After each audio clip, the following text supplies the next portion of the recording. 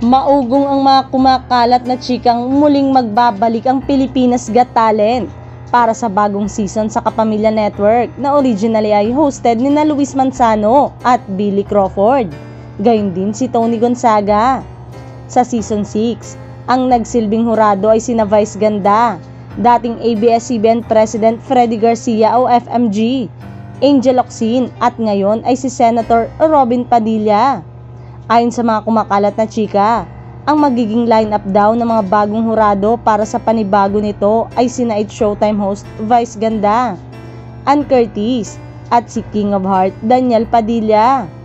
Naging matunog din ang pangalan ni Sarah Geronimo, maging ang dating Dabarkads naman o isa sa dating host ng Itbulaga na si Ma Salvador ay nauna nang napabalita na makakasama rin sa lineup. Ang rumors na ito ay kumakalat sa iba't ibang fanbase, Facebook page at kung totoo man daw ito, excited na ang Kapamilya fans na muling mapanood ang PGT. At syempre, kakaiba rin ang pagsasama-sama ng bagong lineup ng hurado. Nagkaroon naman ng rekomendasyon ang original host na si Luis Manzano kung sino ang pwedeng maging bagong host nito.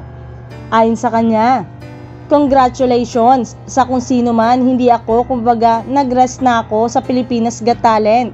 Sabi ko, why not give it to the new generation?